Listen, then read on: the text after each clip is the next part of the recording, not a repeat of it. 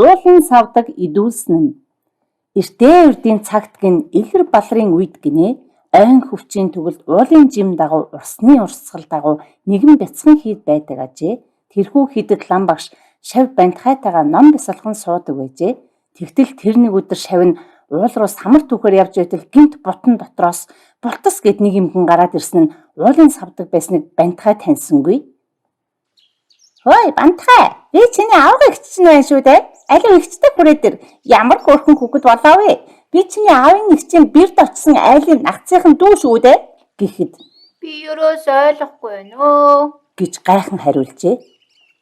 За тэр ойлгосон ч ойлгоогүй ч хамаагүй шүү дээ. Ямар ч байсан би бол чиний аавга ихч чинь байгаа үсттэй. Их чинь чам зөндөө самар чанаад бэлдээд байж бай. Чи орой манай заавал ирээрээ заа юу гэж хэлээд имгэн гинт бот руугаа бултас гэдэл ор сургаггүй алга болоод өгчээ. Гайхаж тасарсан бантхай хамаг чадлаараа хурдлан хараад багш ламдаа тохиолдсон явдлаа нэгэнгүй ярьж гинэ. Лам багш толгоос ихсрэн бантхай тэр чамд хотлаа хэлж өдөө. Тэр чинь уулын савдаг байхгүй юу? Хамааг идчих магадгүй да. Чи ер нь явахгүй байсан дээр дэ битгий яв. Аюултай шүү. Би ойлгож байна. Гэтэл би ямар санагдаад ийштэй багшаа. Намайг явуулчихал та. Хэрвээ уулын савдаг намайг гिचэх гээд байвал хурдхан зүгтаад ирнэ. Тэгхүү багшаа. Яах вэ? Тэглээ. Хис явах гад байгаа юм бол. Яа та. Харин чамд энэ эд шидэдтэй намын хуудсыг өгье. Хэрвээ аюул тохиолдвол энэ хуудсаа гаргаарай гэж хэлээд шавдаа 3 эд шидтэй намын хуудас өгөөд явуулжээ. Шав бантхай багшийнхаа өгсөн шидэт намын хуудсыг өөртөлж аваад ингэнэд очихоор явж гин. Чи хүрээд ирсэн үү? Ямар сайн жаал вэ? Би чамд зөндөө самар чанчсан байгаа. Хидэл бол хидийг идэж болно. Цадтлаа дээрээ. Зайлуу? Идээд вэ? Идэж жаалмаа сайн идээд ав. Бантхай тогооны хажууд сууж аваад идээд л байж гин гидсээ хаагартал идэжээ. Тэгсэн гинт учиргүй ихээр нойр нь хүрээд явчихжээ. Бантхай нойрмоглон сууж байгааг хараад ингэж хэлжээ. Яасан? Нойр нь хүрээд байгаа юм да. Тэгвэл унт та. Жаал минь унт. Сайн унтаад ав. Савдаг ингэж хэлээд зочны өрөөнд ор засаад бантхайг унтуулжээ. Шүн дунд болсон байлаа. Бантхай гинт сэрээд харсан чинь бороо маш ихээр цутхан орж байснаа нэг шаагж нэг шивэрч байлаа. Гэтэл борооны тусдад дуулж байх юм гин. Бантхай аюул учирлаа. Шааг. Бантхай аюул учирлаа. Шивэр. Бантхай биеийн ар засгийн эвгүүрхэж бас жаахан айдас төрнө. Гисэн хідээч бантхай галтгооны өрөөрөн шагаан харжээ. Тэгсэн нөгөө эмгэн чинь зуухныхаа хажуу суучгаад бантхай унтчихсан. Бантхай унтчихлаа гэж хэлэн ээрүүлээ эргэлдүүлэн хахир чанга дуугаар хөхрөн инээж байна. Гинт эмгэний нүд улаанаараа эргэлдэж аман чих хүртлээ сунан 10 хэдэн хялгасан 10 тийш арзан сарцааж гинт чөтгөр болон хувирч гинэ. Бантхай сандран зүгтахаар бостол. Бантхай жаачих нь гэж аймаар дуугаар араас нь хашгирч гин. Би нөгөө юу шээс анти шэгээд ири. Тэгсэн уулын савдаг гинт босож ирээд бантхайг сайн гэгчин бүсээр баглан уйжээ. За шийх юм бол төвшөөрэй. Харин зүгтхийг оролдох байтугай сансны чирэггүй шүү. Хурдан яваад гэж хэлээд түлхээд гаргажээ. Бантхай өөрийг нь уйсан уяаг татан жорлонд хүрээд бүсийг тайлан жорлонгийн багнанд уйж багшийнхаа өгсөн эд шидийн хуудасны нэгийг авч багнанд наан. Эд шидийн хуудас минь намайг орлоорой гэж хэлээд хар хурдаараа харсан зүг рүүгээ зогтжээ. Савдаг бантхайг их удаа байхаар нь бантхай чи болсон уу? Гэд бүснээс нь татжээ. Тэгтэл эд шидийн хуудас бантхайн хоолоогоор болоогүй байна гэж хариулжээ. Савдаг дахин хашгирав. Өгөө бантхай болсон уу? Болоогүй юу байна уу чи? Болоогүй. Юу болоогүй гэж бантхай гэж яасан удаан биддэг. Хурдан гараад ир. Савдаг хам хүчээрээ бүснээс татжээ. Тэгтэл баг нь сугран гарч ирээд болоогүй гэж хэлж байж гин. Үй таньнэ. Бантхай зүгтчихэж. Савдаг өсрөн босоод уур уцаар нь буцаж уушиг зүрхэн амар нь гарчих шахан хумгүй харайн босоод учир зүггүй араас нь элдэн хөөжээ. Ой чи хүлээ ээж бай. Хүний хамаг мэдчээ зүгтэн гэж байхгүй шүү. И заавал чамаа гитэн дэ. Бантгай хамаг чадлаараа зогтсон боловч савдаг яг л салхи шиг хурдлан гүйцэн ирж Зогсгож байна шүү чамайг. гэж гараа сунган яг барьж авдгийн даваан дээр Бантгай бошоохон багшийнхаа өгсөн эд шидийн хуудаснаас хоёр дахыг нь гарган хоош дахин хилж гин Хөлгүй их нөр олоорой. савдгийг нүдэн аниад нээхийн хооронд цэлээд эрэхтэн гарахааргүй нисээд гаталж чадхааргүй томоо гихчийн нуур нүднийх нь өмнө бий болсон байжээ. Яахаараа ийм том нуур гараад ирдэг байна. Яадаг том нуур вэ? гэж өглөн савдаг нуурлан өсрөн орж шалхаад хийлэн сэлж эхэлжээ.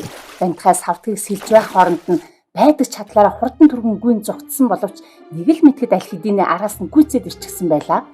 Яг барьж авдгийн даваан дээр Бантгай 3 дахь ижидийн хуудасаа гарган дохиж Том илсэн сүндэрлэн бий болоорой. тэгтэл арт талд нь томоос том өндрөөс өндөр асар том элсэн урд өнхийж байна гин.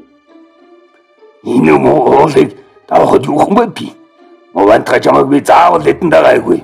Гээд авирч эхэлсэн боловч нэг хөлөө урагш тавиад нөгөө хөлөө бас урагш тавихын хооронд элс нуран савдаг улам доошо унаад байлаа. Гэвч савдаг Энэ уулыг заавал аврах ёстой. Энэ уул юу вэ? химийн авирсаар уулыг арай гэж давж араас нь хурдсаар нэг л мэтгэд Бантгайн араас гүйцэд ирчихсэн байлаа. Яг баригддгийн даваан дээр Бантгай тэгэлдэж унах шахан бүтчин хидийгээ хаалганы дэргэд ирээл түн тог. Багшаа амаарай. Уулын савдаг гүйцэд ирлээ шүү. Хаалгаа онгоолгоорой. Яалаа гинэ. Уулын савдаггүй. Үчээд ирсэн гинэ. Тэгнэ тэр тэгжил таарна. Эний хэлсэн үнэн л байж таарлаа. Багш нь хотлоо юм хэлэхгүй. Хурдлаарай багшаа, хурдлаарай. Тэр уулын савдаг яг намайг барих гэдэг штэ. Хүлээж бай. Аль юмд хүлээж байхад ерөөсөө ч буруу удахгүй шүү дээ. Хүлээж бай шамин. Багш нь хувцаа өмсөөдгий. Түргэлээрээ багшаа, түргэлж үзээрэй. Хүлээгэнтэй хүлээ. Хич нь хувцаа өмсөөдгий л да. Юу чиг яруу юм.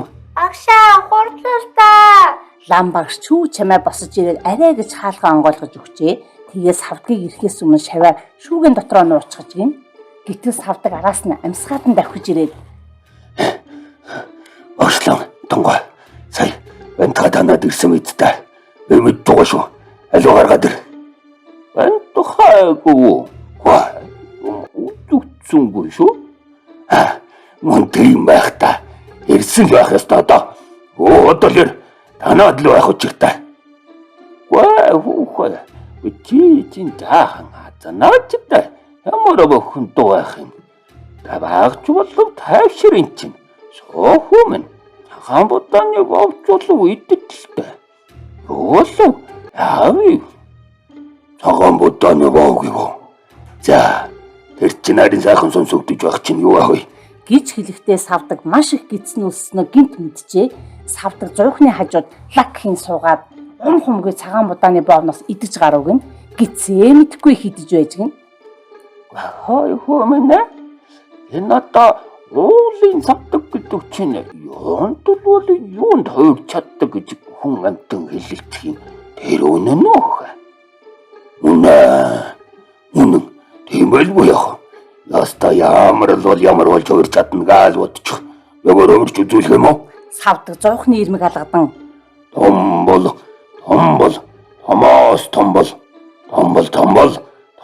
том бол гэж уулахадыг цуйрайтал хэлж дуусвуугүй юу?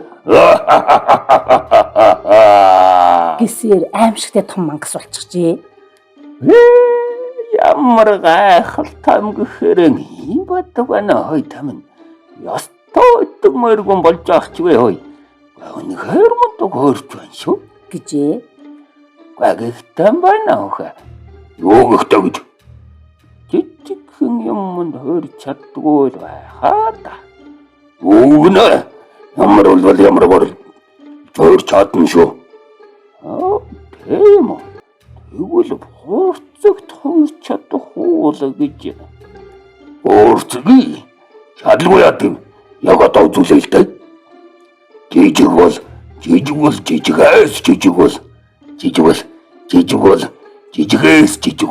гэж уулахадыг цуйрайтал хэлж дуусвуугүй юу? Савдаг жижигэрсээр буурцаг болон хувирчээ. Тэгсэн лам багш өнөөх буурцгийг Зандан модон савхаараа гайгүй сайн чимхэж ураад л Яста хөрөх шиг л боллоо байна. Хөрөөлөгч шиг ч боллоо. Ямар ч өөрхөн бурцаг болов. Ай гайхмаас юм байх юм аа. гэд идэж орхижээ. Ингээд ухаант мэрэгэн санаа уулын савдгийг ялан шав бантхай хайртай лам багштайгаа үүнээс хойш түүнээс цааш амар жимэр амьдран суух болжээ.